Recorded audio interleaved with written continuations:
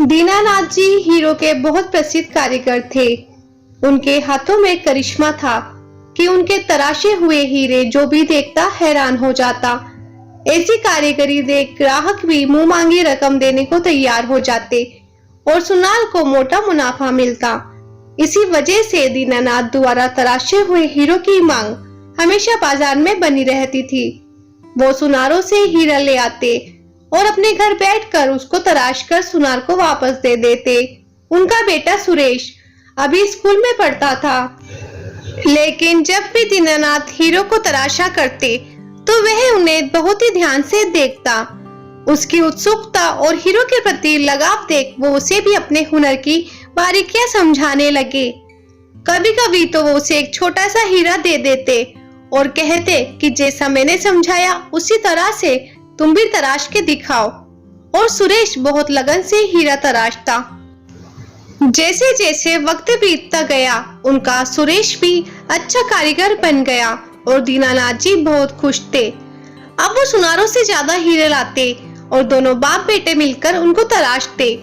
लेकिन अब तक उन्होंने सुनार को अपने बेटे की कार्यकुशलता के बारे में नहीं बताया था। एक दिन अचानक दिल का दौरा पड़ने से दीनानाथ जी की मौत हो गई। बेटा गम में डूब गया। उसे पिता की मौत का सदमा इतना गहरा लगा कि वो हर वक्त दीवार पर टंगी अपने पिता की तस्वीर को ही निहारता रहता। जब से दीनानाथ जी का देहांत हुआ था तब से घर में कमाई का एक भी पैसा नहीं आया था। घर में दाल रोटी खत्म होने की नौबत आ गई थी। तब माँ ने उसे सुनारों के पास जाकर कुछ काम मांगने को कहा ताकि घर का खर्चा तो चल सके। और कोई चारा ना देख उसने अपने को संभाला और बाजार में निकल पड़ा। दीनानाथ के चले जाने के बाद सुनारों ने हीरो की तलाशी का काम दूसरे कारीगरों को देना शुरू कर दिया था। कुछ सुनारों ने तो सीधा ये कहकर टाल दिया कि जब काम होगा बुला लेंगे, और कुछ ने अभी कोई काम नहीं है ये कहकर उसे चलता किया। थक-हार कर बेचारा घर वापस आ गया। घर की हालत अच्छे न होने की वजह से उसने कहीं नौकरी करने की भी सोची, लेकिन फिर ये सोचा कि उसे तो हीरो के अलावा कुछ आता ही नहीं। वो मायूस हो गया। कुछ दिन ही बीते थे कि एक दिन एक आदमी उसके घर आया। उससे मालूम ही नहीं था कि दीनानाथ का तो देहांत हो गया था। ये सुन उसे बहुत दुख हुआ और वो जब चलने को हुआ तो सुरेश ने पूछा क्या कोई काम था। तब उस आदमी ने बताया कि वो पास के शहर में सुनार है और अक्सर दीनानाथ से अपने हीरो का काम करवाता था। यह सुन सुरेश ने उससे आग्रह किया कि वो एक हीरे का काम उससे करवा के देखे। सुरेश ने उससे यह भी बताया कि उसने अपने पिता से पूरी कारीगरी सीखी है। यह बात उस सुनार को ठीक लगी और उसने सिर्फ एक हीरा सुरेश को दिया और कहा कि इसे तराश कर कल मुझे दुकान पर दे जाना।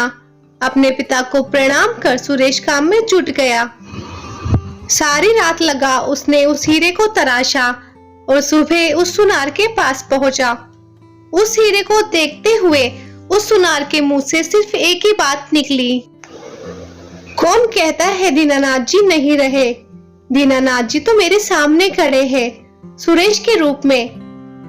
ये तो अपने पिता की ही परछाई है। ये सुन सुरेश की आंखों में आंसू आ गए। ये कहानी हमें ये बताती है कि अपने हुनर को पहचानो, जीवन में आगे बढ़ने के लिए परिश्रम करो और अपने काम को लगन से करो, तभी सफलता तुम्हारे कदम चूमेगी।